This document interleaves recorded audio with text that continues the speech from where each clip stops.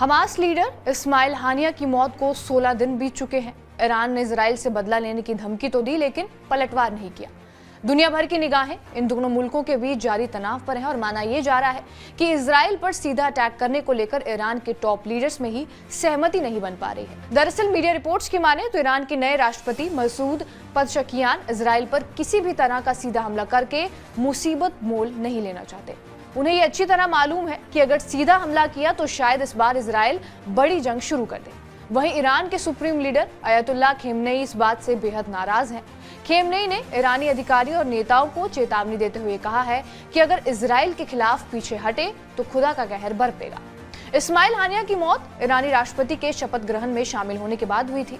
वो तेहरान में ईरान के मेहमान के तौर पर मौजूद थे और उनकी हत्या से ईरान की छवि को बहुत बड़ा धक्का लगा है। लिहाजा डैमेज कंट्रोल के लिए वो बदला लेने की बड़ी बड़ी कस्में खाता दिख रहा था। लेकिन 16 दिन के बावजूद भी ईरान का इजराइल पर सीधा अटैक ना करना कई सवाल खड़े करता है। रिपोर्ट्स के मुताबिक मसूद इजराइल पर सीधा हमला नहीं करना चाहते हैं। उनका मानना यह है कि अप्रैल में इजराइल के साथ तनाव जितनी आसानी से टल गया, मुमकिन है कि इस बार ऐसा ना हो। ईरानी राष्ट्रपति को यह भी डर है कि कहीं इजराइल ने बड़ी जंग शुरू कर दी तो शायद ईरान उसका मुकाबला न कर पाए, क्योंकि इजराइल अकेला नहीं है, उसे अमेरिका समेत कई नाटो देशों का सहयोग मिलता रहा है। मीडिया रिपोर्ट्स की माने तो मसूद पज़ेश्कियान इजराइल को उसी के खेल में मात देना चाहते हैं। वो सीधा तेल अवीव पर अटैक ना करके इजराइल के उन महत्वपूर्ण ठिकानों पर हमला करना चाहते हैं जो दूसरे देशों में मौजूद हैं। इसके अलावा ईरान के हमले को लेकर बने तनाव से इजराइल पर एक मनोवैज्ञानिक दबाव बनता दिख रहा है। इजराइल गाजा में सीजफायर को लेकर बातचीत की टेबल पर लौट आया है। ऐसे में अगर गाजा में संघर्ष विराम पर सहमति बन जाती है तो ये ईरान के लिए बदला लेने से ज्यादा बेहतर डील होगी।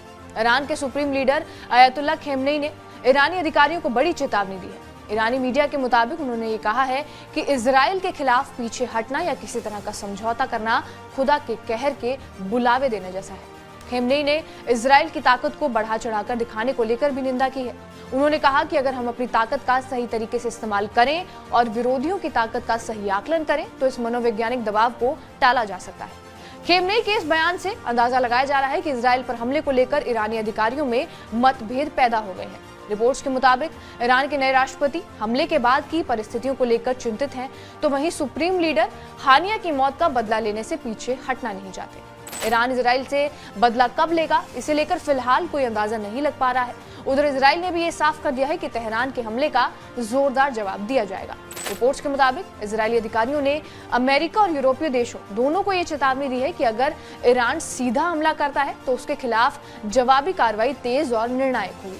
अमेरिका ने कई मीडिएटर्स के जरिए ईरानी राष्ट्रपति को हमले के नतीजों के लेकर आगाह किया है और शायद यही वजह है कि ईरानी राष्ट्रपति और सुप्रीम लीडर के बीच जवाबी कार्रवाई को लेकर मतभेद है। हालांकि ईरानी सेना लगातार तैयारी में जुटी हुई है और ये तैयारी पहले के मुकाबले ज्यादा बड़े स्तर पर हो रही है। अगर ईरान के टॉप लीडर्स में सहमति बनती है तो जल्द ही ईरान इजराइल पर अटैक कर सकता है। बहरहाल आपका इस वीडियो पर क्या कुछ कहना है हमें कमेंट बॉक्स में जरूर बताएं। बाकी देश और दुनिया की तमाम बड़ी खबरों के लिए बने रहिए हमारे साथ TV9 डिजिटल पर।